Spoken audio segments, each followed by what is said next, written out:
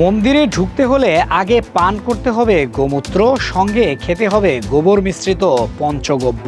এমন বিতর্কিত সিদ্ধান্ত নিয়ে আলোচনার কেন্দ্রবিন্দুতে এখন ভারতের উত্তরাখণ্ডের গঙ্গোত্রী মন্দির।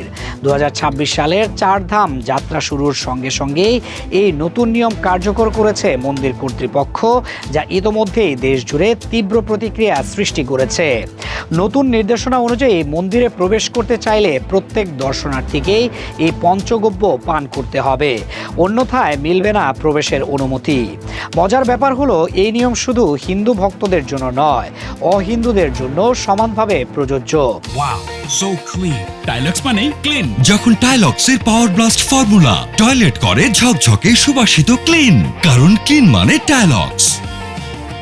মানে আপনি পর্যটক হন বা দর্শনার্থী, গঙ্গোত্রীতে ঢুকতে চাইলে আগে টেস্ট দিতে হবে।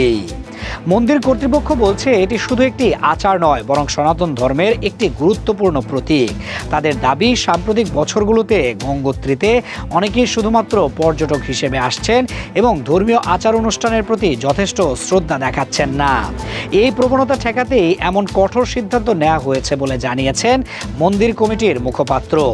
মন্দির কর্তৃপক্ষের মতে এর মাধ্যমে তারা নিশ্চিত করতে চায় যে যারা প্রবেশ করবেন তারা সত্যিকার অর্থেই আধ্যাত্মিকতার প্রতি শ্রদ্ধাশীল। অক্ষয় তৃতীয়ার দিন থেকেই এই নিয়ম কার্যকর হয়েছে, যেদিন গঙ্গোত্রী, যমুনোত্রী ও কেদারনাথ মন্দিরের দ্বার খুলে দেওয়া হয়।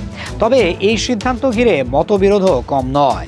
অনেকেই এটিকে প্রাচীন ঐতিহ্যের পুনর্জাগরণ হিসেবে দেখছেন এবং বলছেন ধর্মীয় স্থানের পবিত্রতা বজায় রাখতে এমন পদক্ষেপ প্রয়োজন। আবার সমালোচকদের মতে এই নিয়ম ব্যক্তিগত স্বাধীনতা ও ধর্মীয় সহনশীলতার পরিপন্থী। বিশেষ করে ভিন্ন ধর্মাবলম্বী দর্শনার্থীদের জন্য এটি অস্বস্তিকর পরিস্থিতি তৈরি করতে পারে বলেই আশঙ্কা করছেন তারা। বিশ্লেষকদের মতে সাম্প্রতিক সময়ে বদ্রীনাথ ও কেদারনাথ মন্দিরে অহিন্দু প্রবেশ সীমিত করার প্রস্তাবের পর গঙ্গোত্রীর এই সিদ্ধান্ত সেই ধারারই আরও কঠোর রূপ।